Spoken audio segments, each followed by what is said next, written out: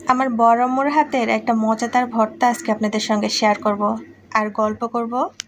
আমার বড় আম্মু কিন্তু নিজে হাতে সবজি গাছ লাগাতেন, আর সেই সবজি গাছের সবজি দিয়ে ভর্তা অসম্ভব মজার হতো। তো ধুন্দল গাছটা আমার বড় আম্মুর খুব ভালো হতো। আর টাকি মাছগুলো সবসময় আমার বড় আম্মু বড় একটা মাটির পাত্রে সংরক্ষণ করে রাখতেন। সেই চলন বিলের মোটা মোটা টাকি মাছ আর এইভাবে ভর্তা করা অসম্ভব মজার হতো খেতে। তো এই ধুন্দলগুলো কিনা, আর আমি এটা ভর্তা তৈরি করার সময়ই আর কি বড় আম্মুর কথা খুব বেশি মনে পড়তেছিল। আসলে আমার বড় আম্মু এইভাবে করেই রান্না করতো আর টাটকা টাটকা তৈরি করে খাওয়াতে পছন্দ করতো। তো ধুন্দলগুলো এইভাবে করে ছিলে গোল গোল করে কেটে নিয়েছি, আর এটা কড়াই দিয়ে দিচ্ছি। আর এখন তো আমি কিনাটা দিয়ে করতেছি, আর আমার বড় আম্মুর নিজের গাছের ছিল ধুন্দলগুলো, ওগুলো আরও বেশি মজার হতো, সঙ্গে সঙ্গে তুলেই ভর্তা। আর এখানে এক মুঠ পরিমাণের পেঁয়াজ কুচি, রসুন কুচি, কয়েকটা কাঁচামরিচ ছিঁড়ে দিয়েছি, লবণ আর হলুদ সব কিছু একসঙ্গে দিয়ে দুইটা বড় বড় সাইজের টাকি মাছও দিয়ে দিয়েছি, আর একসঙ্গে হাতে মাখিয়ে নিচ্ছি। সামান্য পরিমাণের পানি দিচ্ছি, আর কিছুটা রান্নার তেলও আমি এর সঙ্গে দিয়ে দেবো।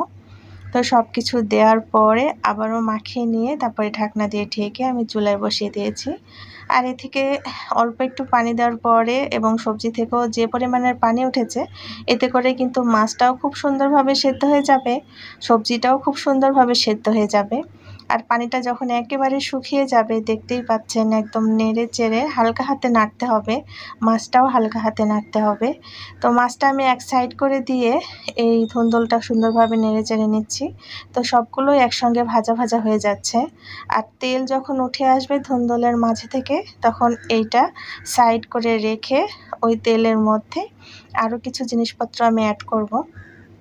মাছগুলো উঠিয়ে নিয়েছি কারণ মাছগুলো একটু সুন্দরভাবে ভাজা ভাজা হয়ে গিয়েছে। আর এর মধ্যে আমি কাঁচামরিচ, কাঁচা পেঁয়াজ আর কাঁচা রসুন এই সব কিছুই দিয়ে দিয়েছি। আর দেওয়ার পরে এগুলো একটু লালচে করে ভেজে নেব। এই পুরো ভর্তাটাই কিন্তু কাঁচামরিচ দিয়ে হবে, আর রসুন কুচি, পেঁয়াজ কুচির পরিমাণে একটু বাড়িয়ে এই ভর্তাটা তৈরি করলে এর টেস্ট মুখে লেগে থাকে। আর গরম গরম ভাতের সাথে এরকমই যদি একটা ভর্তা হয় তাহলে কেমন হবে বলেন তো? এইটা খাওয়ার জন্য আর একটুও বসে থাকতে ইচ্ছে করে না যখন কিনা তৈরি করা হয়। মাছগুলো বেছে নিয়েছি ঠান্ডা হওয়ার পরে, আর এখন ভর্তা বানাতে চলে আসতেছি। তো প্রথমে হালকা লবণ দিয়ে নিয়েছিলাম, তো অল্প একটু লবণ দিয়ে কাঁচামরিচগুলো ভালোভাবে ডলে নিয়ে ভাজনাগুলো ডলে নিলাম। আর এখন সব একসঙ্গে মাখিয়ে নেওয়ার পালা। ভর্তা তৈরি করলে এইভাবে করে ভর্তা আসলে অনেক মজার হয়। আর ছোটোবেলা তো কত ভর্তা দিয়ে ভাত খেয়েছি, আর আমার বড় আম্মুর হাতের এই ভর্তাগুলো কিন্তু খেতে অসম্ভব ভালো লাগতো। বিশেষ করে রোজার মাসে আমার বড় আম্মু তো ঘুমাতেনই না, সেই ভোর 2টায় উঠতো, উঠে আর কি রান্না বান্না করতো, গরম ভাত আর এরকমের করে মাছ কেটে বেছে টাটকা টাটকা মাছের ভর্তা, কত রকমের আয়োজন তিনি করতেন। তারপরে সবাইকে ডেকে সেহরি খেতে দিতেন। সেই দিনগুলো খুব বেশি মিস করি। আমার রেসিপিটার কোনো অংশে যদি ভালো লেগে থাকে তাহলে অবশ্যই আমার চ্যানেলটা সাবস্ক্রাইব করে দেবেন। ফেসবুক পেজ থেকে দেখলে ফলো করবেন।